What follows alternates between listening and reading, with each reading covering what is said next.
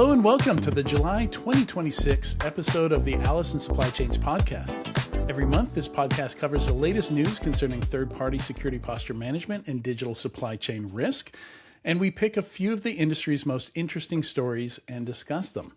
This podcast accompanies the very popular Alice in Supply Chains newsletter, which covers a lot more ground, and if you like what you hear here, you can join nearly 16,000 other, or actually over 16,000 other subscribers and read the Alice in Supply Chains newsletter every month. To find that newsletter, you can go to tenchisecurity.com, click on Insights and News, and then Alice in Supply Chains newsletter. All right, let's get the show started. I'm your host, Adrian and Alexandre, founder of the Defenders Initiative, and joining me is Alexandre Sierra, the CTO and co-founder of Tenchi Security. How you doing, Alex? I'm fine. Happy to be here. Another episode. Looking forward to it. Me as well. We've got some interesting stuff here, but first, the vibes this month. I am glad to be home. I enjoyed nearly 3 weeks in Europe, and nearly 3 weeks in Europe during the World Cup was very interesting. I finally understand offsides. Just seeing enough matches in a row, like day after day, and asking my partner, who is Brazilian, to explain it to me over and over. I finally have it. I think I finally understand offsides. It's so much easier to understand than American football, right? So not that it's a competition or anything, but yes. And I imagine you probably, if you've been to any of the countries that are in the World Cup, like the day there are matches, like people stop, all the bars are full. I have to imagine it's similar to what happens in cities where you have Super Bowl teams playing, right? So it's a whole thing. It's the largest sporting event outside of the U.S., like the rest of the world, quote unquote. Right. It's the most popular sport. And yeah, it was the same in Brazil. But I don't want to talk about the World Cup. No particular reason. The fact Same. that Brazil and the U.S. have left the competition. And the most infuriating part is that it was deserved. Like, I'm surprised to say this, but the referees did a decent job. Like in the Brazilian match, we got 2 penalty kicks and we wasted one of them. Norway just played better, so kudos to Norway for moving forward. And as well, I think Belgium played super well against the US, regardless of people calling in help from above. That was I'm being in cybersecurity, integrity is a big thing. I was not a fan of that, of any kind of tampering with the process there, but it's but yeah, I can't say the same for the referee for the France versus Paraguay match. That was a wild game to watch. Okay. But it's interesting how different these games are. Certainly as the we get closer to the final matches, you can tell teams are getting tired. They're getting frustrated, like fights almost breaking out, like every game now, which wasn't happening in the earlier games. But yeah, it was wild. It was a great experience to watch a match that Germany was in Germany. Right. Like you say, like every bar, they were putting TVs outside. Everybody was sitting outside watching the matches. It was a really neat atmosphere, because just walking around the city late at night, because I was doing webinars and podcasts on North American East Coast time, which meant as these matches were starting and it was getting dark, I was walking to a WeWork to go get in a conference room and do a recording or something like that. So walking past bar after bar after bar after, restaurants too, would wheel the TVs outside, and it was really interesting. Yeah. And more apropos of the industry, right? So Black Hat is coming. I'm going to be there again. I have training, and I have the Innovators and Investors Summit again. So if anyone wants to reach out, you can find me at Asieira at interruption.com. You can find me on LinkedIn. Happy to go talk to folks about third-party cyber risk management, security in general, whatever you want to talk about. Happy to be there. You're attending training or delivering training? Attending training, yes, this time. Okay. Yeah, I will be at Hacker Summer Camp as well. I have a talk at B-Sides Las Vegas. Black Hat did not accept my talk, Same here. but Same here. B-Sides Las Vegas did. And I just got my schedule for that, so I'll be speaking on Tuesday that week, and I'll be there all week. I'll be there through. My partner's never been to DEF CON, so that's kind of like a must-have experience. And it's interesting because she started doing hackathons in the high-performance computing world, and she's kind of personally responsible for making that like a big thing. So I think it would be interesting for her to see all the villages at DEF CON and just like what that whole scene and community looks like. So for the first time in a long time, I'm looking forward to going just because I get to show somebody else. Nice. You know, I get to see somebody else experience it for the first time through their eyes. So I'm looking forward to that. I probably won't go to DEF CON this year. I'll be at Black Hat and besides Las Vegas. You're right, Joey. You want to drop by and watch your talk. Awesome. Yeah. I also And got rejected. I submitted a talk that just for the title alone, like it deserved to be accepted with Gabriel Bassett, formerly from the DBIR team, now at a large cyber insurer. And the title of the talk was the underwriting is on the wall. Come on, That's pretty CFP good. Canadian. But Yeah. you know, I think Black Hat. You know, I get the sense looking at the other titles there. Like if you're not breaking, attacking, something, you know, it's definitely offensive focus. You know, hence the name of it. So yeah, that's fine. That's why B-Sides exists, right? You know, so I submitted And the same last stuff. year, Talk to B-Sides. remember we talked about how Run Zero from our good Mhm. friend HT Moore did something super weird where in the Yeah, hallway guerrilla to the marketing. expo, right, where they had a booth on the hallway where the restaurants are before the conference center. And I said, look, either everyone's doing the same thing next year or they completely prohibit it. As we discussed, they incorporated it into the event. I forgot what they call it now, but they are explicitly having like official, formal, um, like vendor events at that space now that are part of the conference schedule. Yeah, So they decided, okay, yeah, let's make money off of it. That's a great idea. very So interesting. Yeah. Yeah. So the last thing I just wanted to mention was I went to my first Formula One race, the Austrian Grand Prix, and yeah, 300,000 people. It was absolute madness. It's very hilly. It reminds me a lot of East Tennessee because you're in the foothills of the mountains there, and but it just incredibly hot in Europe the whole time I was there. It was high 30s, low 40 degrees, and yeah, everybody had umbrellas. Everybody was getting towels wet, you know, putting them over their head, like doing everything we could to keep cool there. But still, enjoyed the event. I think it's a great place to watch an F1 race. Probably the most elevation change you'll ever see in an F1 race. yeah, it's I've never watched one of those in person. But by the way, since you've mentioned this, by the way, I'm so happy for you. I know you're a huge Formula One fan, so I can only imagine how great that was. Um, we have the CFP open for Tenchi Conference, which There is you a go. conference that's completely focused on third-party cyber risk management. We don't talk about our own product on stage. It's in a great venue in São Paulo, Brazil.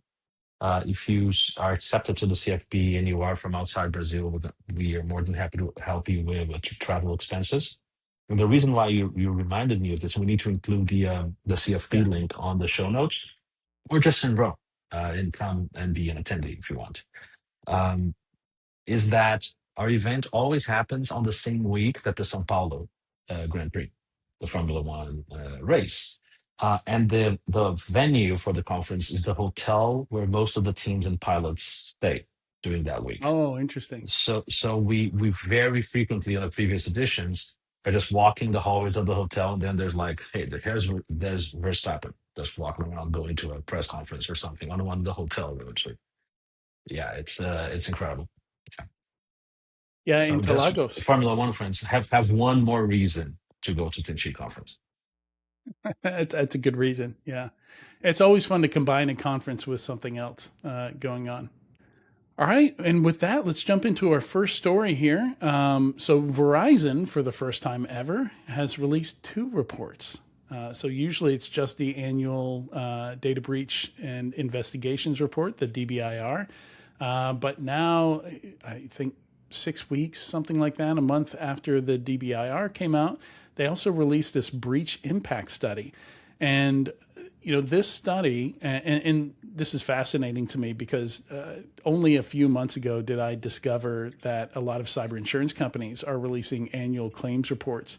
And those reports include, here's the reasons we had to pay out claims. Here's the reasons that our policyholders got hacked.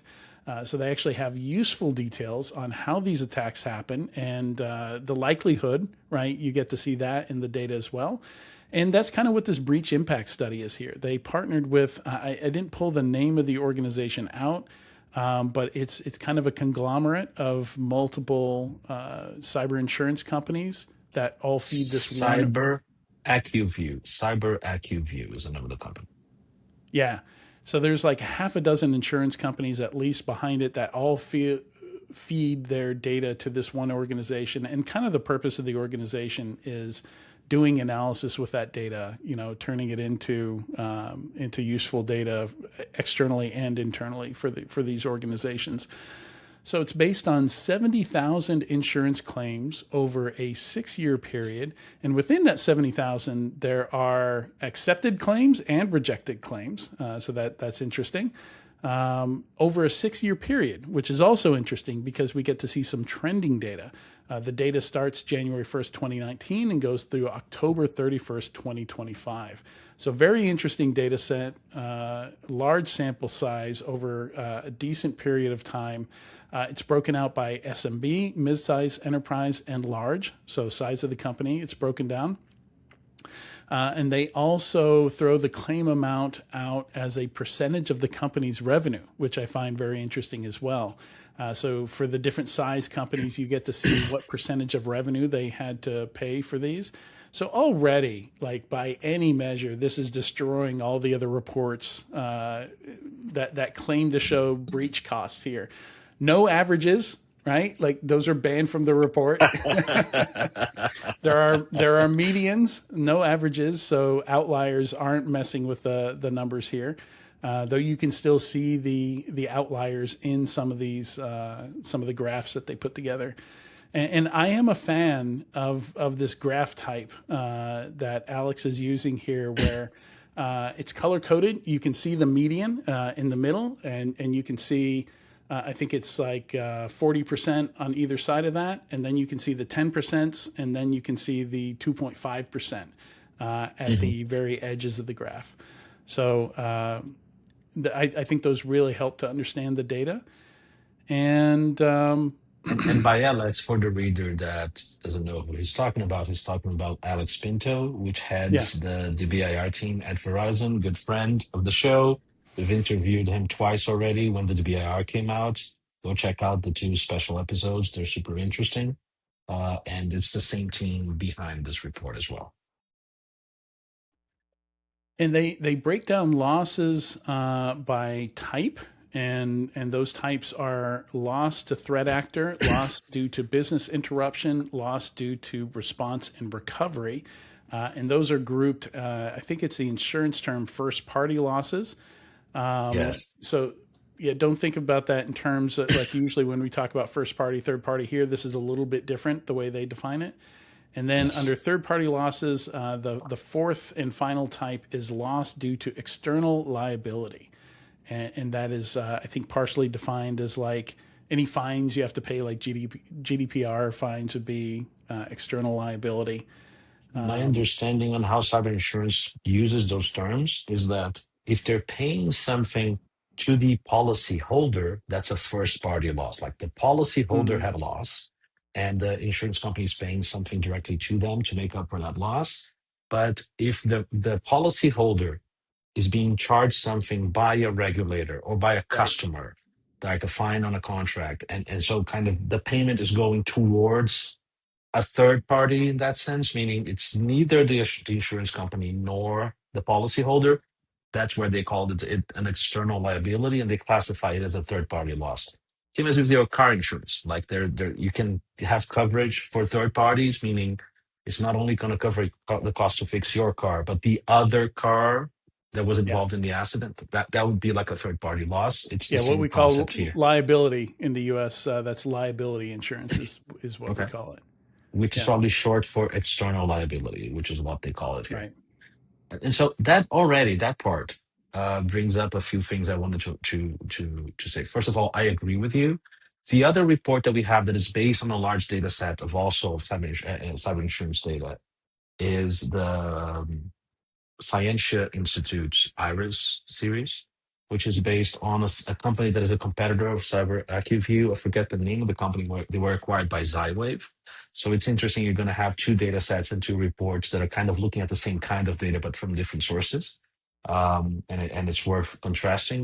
We mentioned this during the conversation with Tony Martin Vegi, another great special episode here on the podcast that should go back and check Advising. out.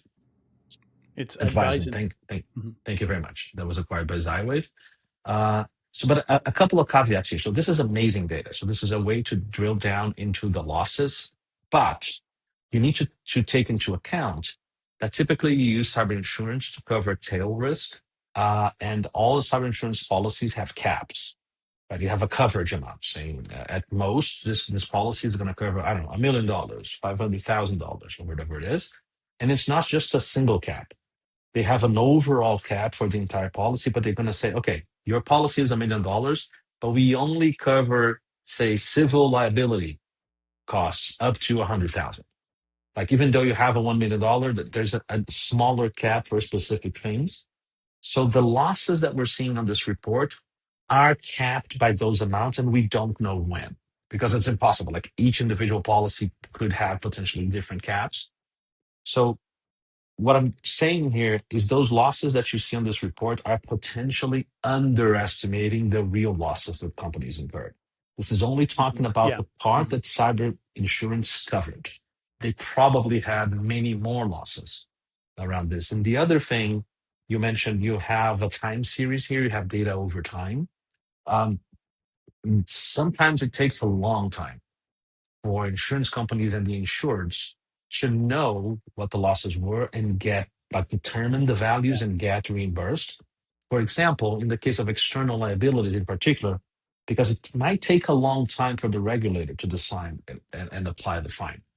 Or legal action could be taken, a Yeah. lawsuit to dispute the value, for example, right? Or if it's a contractual obligation, you could spend years in court until finally the court decides, yes, you have to pay, this is the amount, and then insurance can pay out, right? So we have to be very careful, especially with the end of the data, like the more recent years, like the data for last year or the year before that, because some of those losses will only materialize much later, right? So we have to take those with a grain of salt, but still super useful data, super rich report. Absolutely. Yeah. Yeah, and that's why in the rare cases that we do see a cyber incident put a company out of business, cyber insurance doesn't really help them because by the time it pays out, it's not covering, the costs that they need to pay employees or any of those breach-related costs. You shouldn't think of cyber insurance as something that's going to help you with cash flow or the in-the-moment breach costs. You need some money squirreled away for that. For those rainy days when you get hit. Also mentioned in the report is that it was rare for any of these. In most of these cases, they did not use the entire value of the policy, right? They didn't use all the insurance that was possible there, which is good because there are cases, and they're becoming more frequent, where companies are getting hit with multiple breaches per year, sometimes from the same actor who never Yes. actually really left the environment. Yes.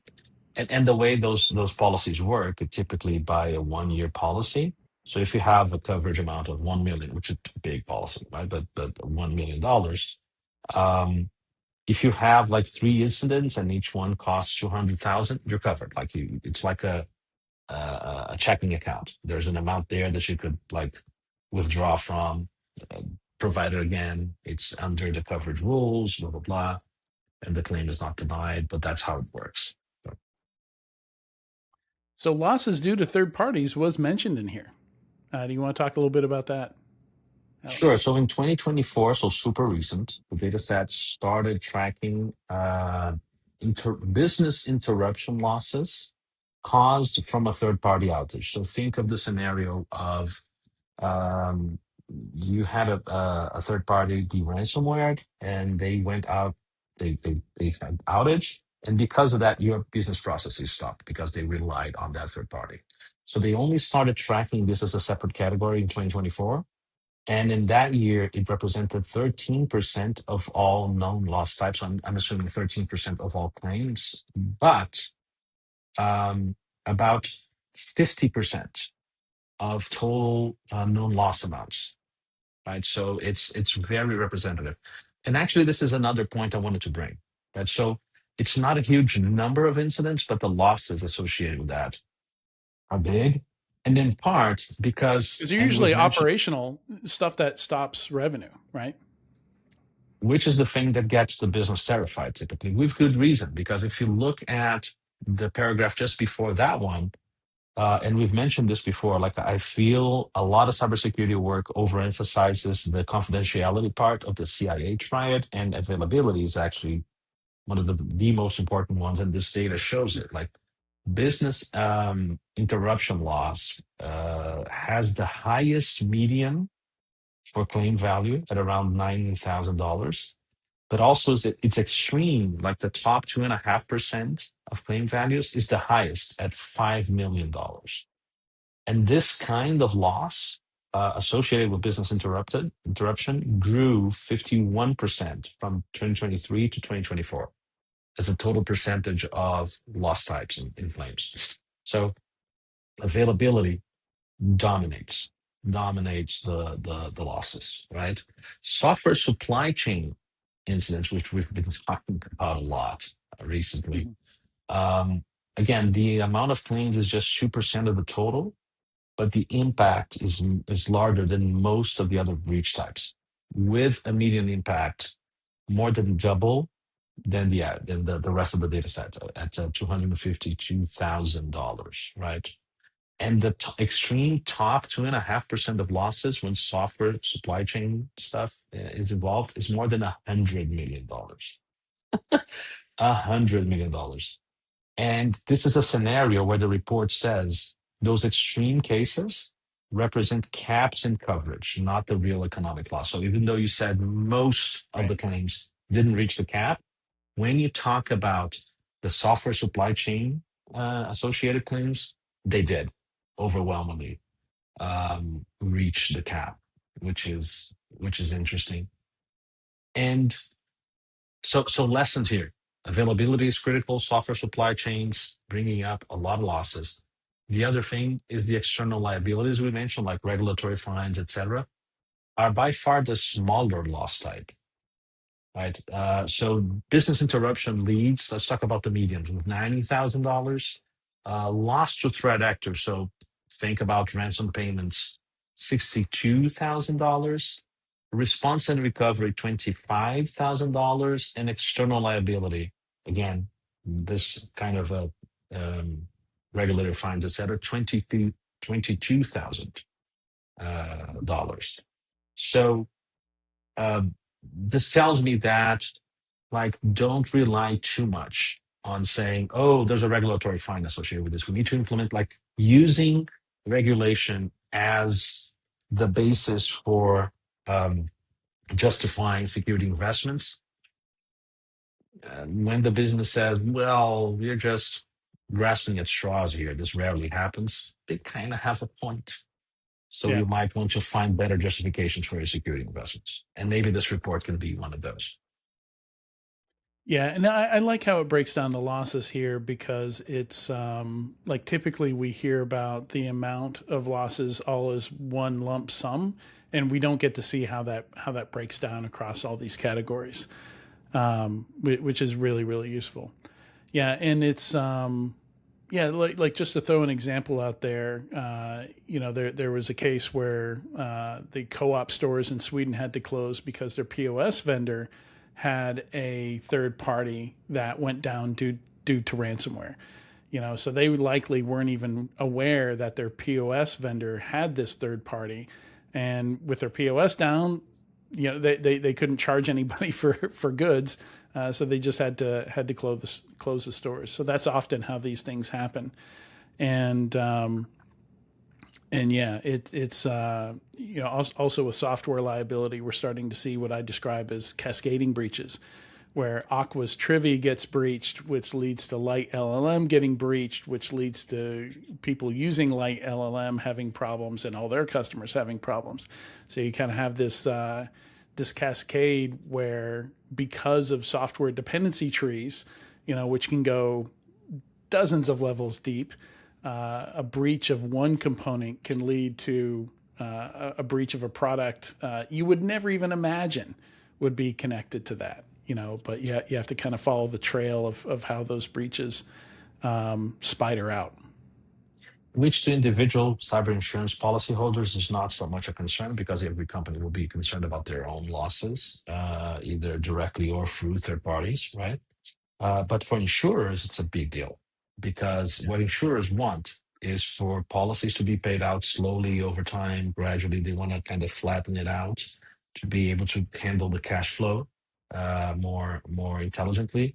Having a bunch of claims all at the same time is not going to do good things to their financial stability. Like, you see that typically when you have like large disasters, natural disasters like hurricanes, tsunamis, etc. And it's one of the reasons why they have what they call insurance stacks, where they involve multiple insurers and bring in reinsurers to help spread the risk of individual policies if they're very big, to kind of avoid one company feeling the blunt of all the payments at once. But software supply chain incidents apparently have that kind of systemic concentrated risk that scares the bejesus out of cyber insurance companies. Super curious to see, after what happened this year, if the coverage starts changing, if they start excluding stuff, if they start imposing lower limits, as I described my 100,000 versus $1 million example, to try to cap that in a more conservative way. So something to watch for. And it's kind of unclear. Like, it's interesting to see what's going to happen with software liability here, because there's so many potentially liable parties here, especially with these cascading breaches. Like Mercor had a breach and lost their contract with Meta as a result. Do they sue LiteLLM? Do they sue Aqua? Do they hit both?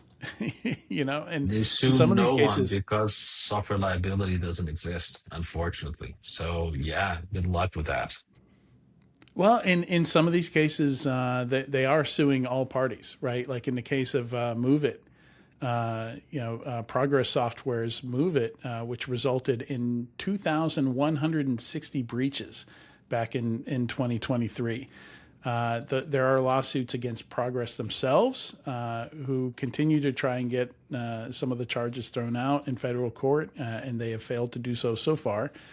And the companies that were using the MoveIt software, right? So blame on the company for having the flaw in the first place, and blame on the companies using the software because they were not encrypting files that they were storing on the MoveIt servers, which were essentially like FTP servers, file transfer servers.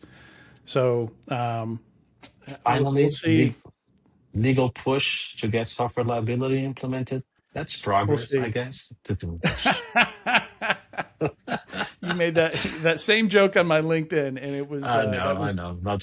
It was pretty solid. Nice. It's right there. You have to make it. This episode is brought to you by Zanshin, built for a cooperative, continuous, and comprehensive approach to third-party cyber risk management. Annual vendor reviews make little sense in a world where cloud-first and AI-enabled third parties are changing their software, infrastructure, and security controls every day or multiple times a day. Traditional security rating solutions perform staggered testing of your third party's external attack surface, often retesting each finding or service only once every few weeks. Zanshin is the only security rating solution that combines both traditional outside-in testing with comprehensive non-intrusive inside-out scanning, including cloud, AI, and security solutions used by your third parties. And all environments are fully rescanned daily by default, so you and your third parties can react in a timely fashion. Get truly continuous third-party security monitoring now by visiting tenchisecurity.com and requesting a free trial. Let's move on to story number 2. You sent me this a little while ago. So Gartner has a whole series. I didn't get a chance to read through all the documents, but on mastering TPCRM. So calling out the TPCRM acronym specifically, and had some very what's the word, prescriptive idea of what that should look like. So I'm very curious as to your take on that.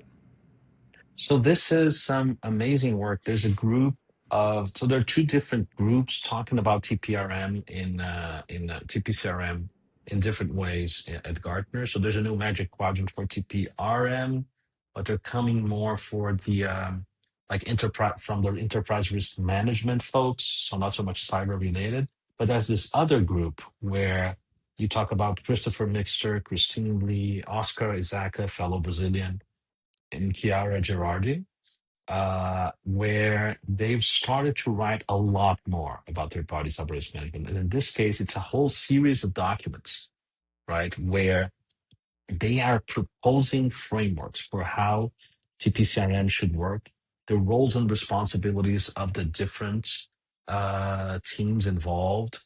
For example, cybersecurity, legal, procurement, the business owner, and the third party. Metrics to use to measure the success of the programs. They provide a sample TPCRM policy you can use to kind of structure formally in the organization those roles and responsibilities, etc. Very, very useful stuff for TPCRM practitioners. So if your company does have a Gartner subscription, I recommend you take a long, hard look at this documentation. It can really help you structure TPCRM processes, because and I feel they touch lightly and very diplomatically on a few sore points on most CPCRM programs I see, and we can get into this. But again, if you're starting from scratch, or if you feel like as we saw on our own surveys of TPCRM practitioners, that they kind of do TPCRM, but it's not a formal process. It's not, hasn't been fully thought out. There's not a formal policy around this. This is a great start. Like, you can start from this and then just do that 10% customization to fit your own organization or chart, etc. And you're off to a great start. So amazing resource for folks out there. I don't know if you want to do any comment before I bring up a few things. Yeah, no, I mean, I'm mostly, because it's very prescriptive. It says you should do this. I'm very interested in your takes on that. Particularly, I think it's interesting that they want to separate out responsibilities to asset owners. Not just to the security team, because I think that's a problem we often see happen is the security team, which has no ability to do anything except advise and write reports and point things out, are then responsible for things they can't possibly be responsible for. Absolutely. So I think the relationship between TPCRM teams and the business owners is the most sensitive success criteria for how TPCRM programs are able to operate. So the most common failure mode I see for TPCRM is where TPCRM is relegated to just being a check in the box compliance thing where you get the questionnaire responses, but that doesn't matter because the business team has already made their decision. You're going to move forward with that third party and shut up and don't delay the contracting cycle too much, right? So that's the most common, the most abhorrent failure mode I see for TPCRM. So making sure you have well-defined responsibility so that the business team can't get to be just the guy there like drumming their fingers on the table saying, come on, hurry up. They have to have responsibilities. They need to own the risk. And unless there's a clear policy saying that, and even providing a process for them to accept the risks that TPCRM teams find, and even providing limits to how much risk they can accept. Like that's what I see on the most mature programs. They have the responsibilities to make sure the process works. There's not just a customer. They have a part to play in the TPCRM program. If the TPCRM process finds risks, they have to formally accept those risks and will be held to account if they later materialize, not the TPCRM team, the business team that was informed and accepted those risks. And if the risk is too high, according to whatever risk methodology that company uses, risk management process exists, maybe this needs to be escalated to a risk management oversight committee or something like that, so that the business owner cannot make a decision in isolation to accept truly critical enterprise risk. And this has to be shared with the wider audience and properly discussed, right? Not having that is a recipe for failure, because then again, TPCRM becomes the business blocker, the thing that just introducing delays, that is just there for appearance purposes, and the business teams being revenue generating, right, or at least cost saving, will always win. So you need to put up that structure right there, and I think it's one of the most important things that the document says. I'm going to quote from a document. The business owner of the third party, with support from the appropriate risk management subject matter expert, should lead business continuity planning, mitigation negotiations, onboarding, business continuity testing, business continuity plan revisions, and offboarding of their third parties. I would say there's a minority of organizations where that actually happens, where the business owner is held or believes themselves to be responsible for those things. Right. So I spent a that's lot of time. super G. I spent a lot of time in vulnerability management, and it's exactly the same issue, right? Because it's the security team isn't patching stuff.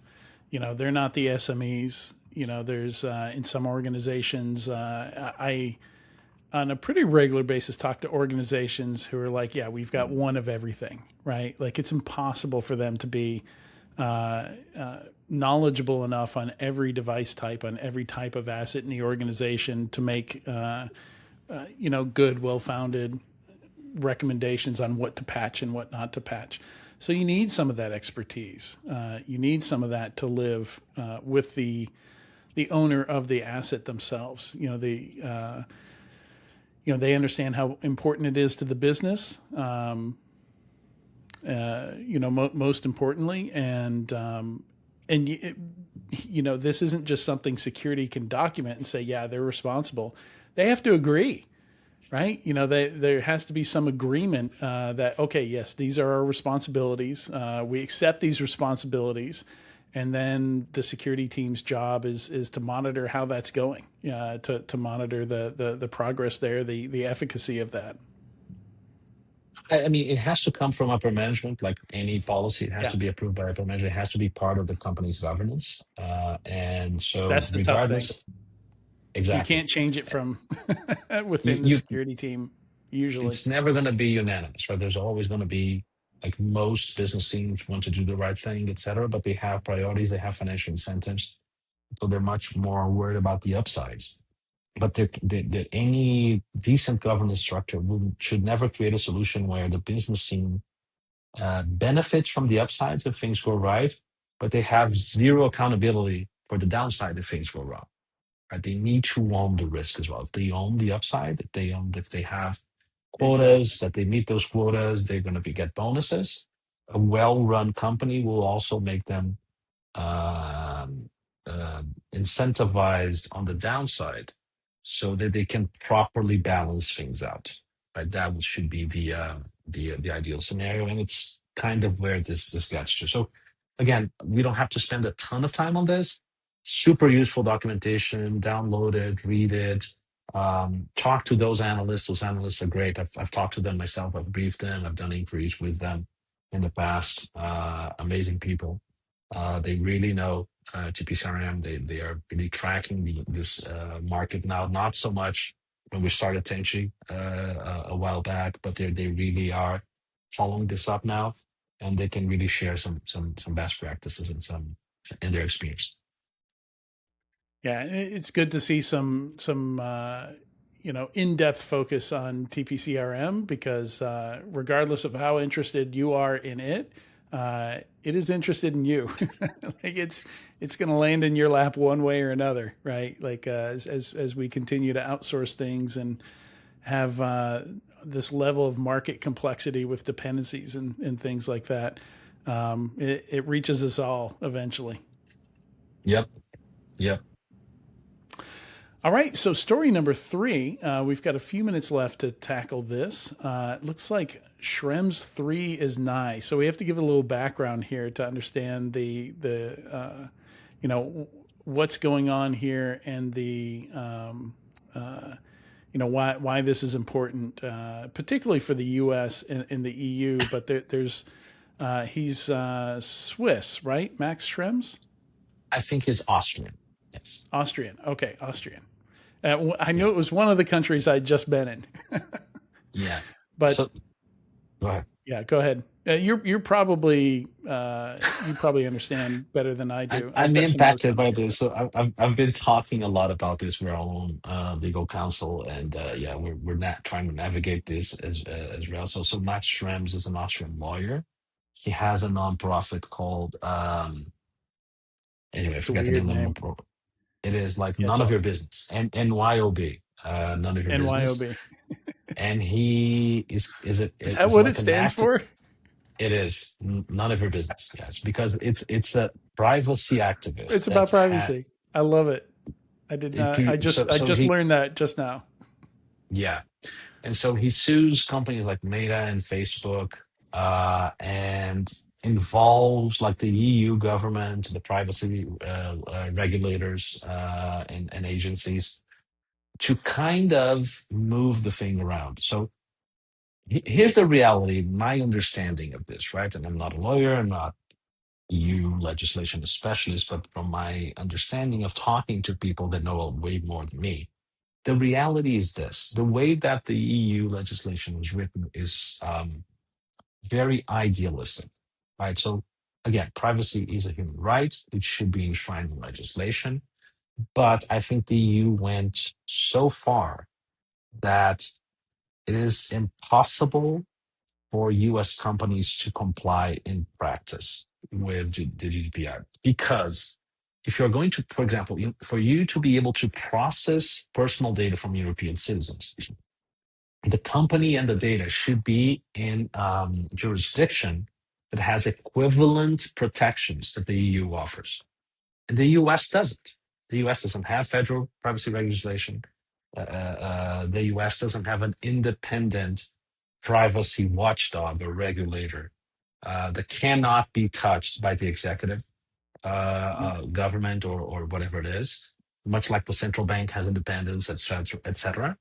But the problem is the EU passes this legislation, but they are completely dependent on US tech providers. Like all the major cloud providers are US centric. All the major AI foundational model providers are US centric. For now, the major operating system providers, whoever could I possibly be talking about, are US based. So and those companies will process personal data from Europeans. So they patent themselves in a corner, and I think Max Schrems is kind of exposing that through his lawsuits. And so what the EU did, they came up with the legislation, and then they carved out exceptions and created programs by pretending, oh, okay, the US doesn't have a independent privacy agency. Let's pretend the FTC can fulfill that role. Even though there is no legislation saying they can regulate on privacy, they have made some decisions about privacy in the past, for lack of a better agency. But they are pretending really hard in the EU that this is an equivalency because it's convenient and it's impossible to operate the businesses in the EU otherwise.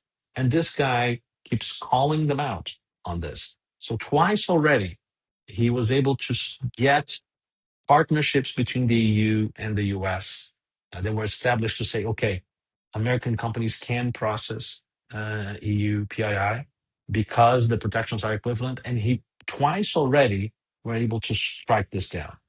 The latest one, which is called the DPF, is based on this idea that the FTC can be a stand-in for an independent privacy agency.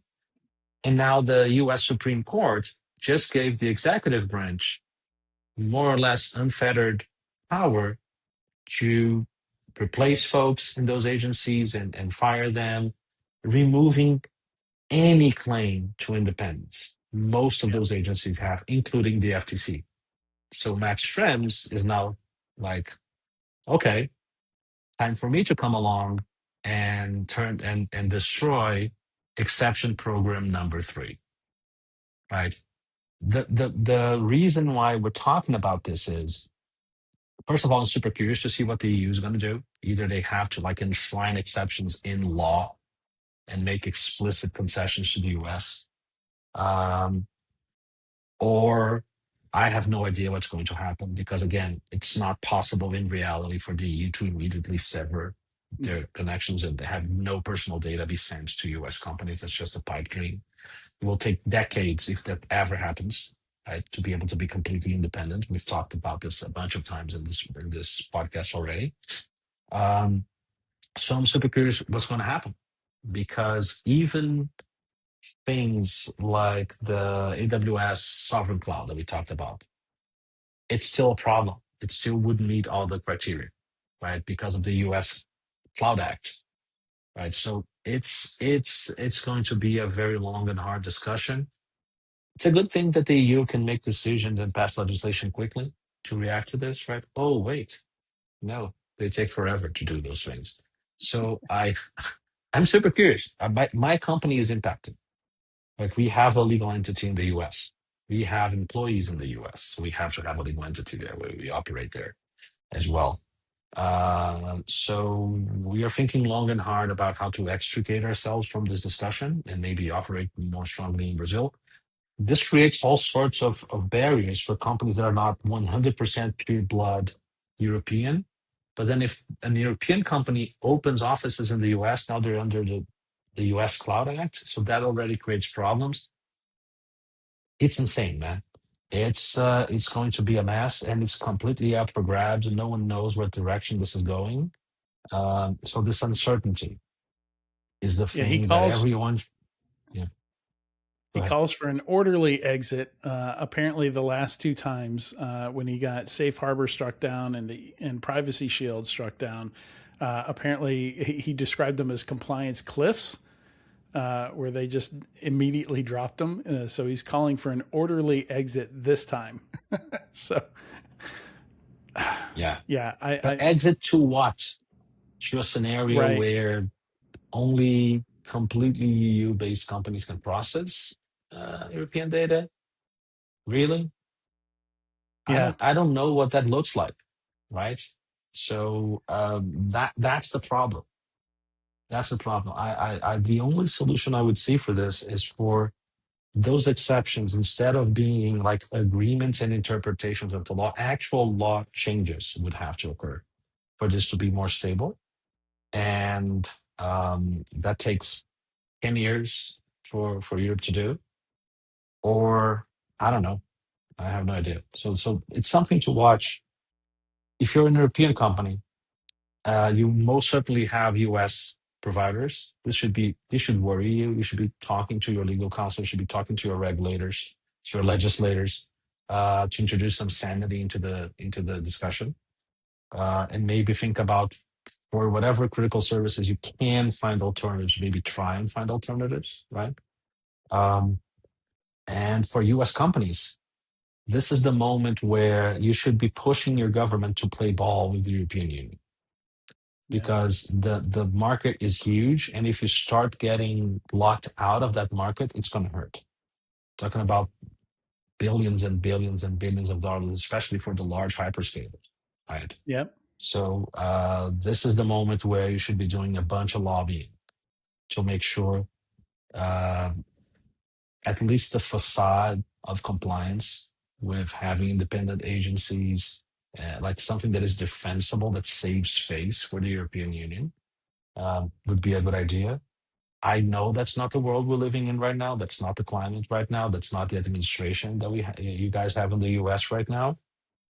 But I'm an optimist, right? You know, an entrepreneur, so I can always hope that cooler heads will prevail. This is a problem for everyone involved. And for TPCRM, again, look at your supply chain and understand the impacts this will have for you. Yeah.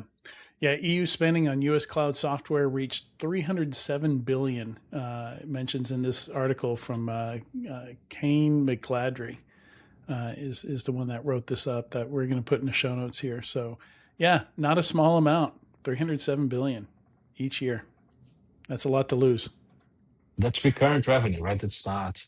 I was about to joke. It's like 1 year's worth of expenses for OpenAI, but yeah. Exactly. Yeah. All right. And with that, that's all we have time for this month. Alexandre, thank you so much for joining me. Very interesting stuff in this episode. It was a genuine pleasure. All right. If you liked what you heard and you're on a platform where you can like, subscribe, or leave a comment, please do so. We'd love to get your feedback. If you know somebody good to talk to on this topic, somebody from the EU that's heavily invested in figuring out how offboarding this, or what the solution might look like, that could be an interesting episode we could do. So reach out, let us know, and stay safe and stay vigilant, and we'll see you again next month.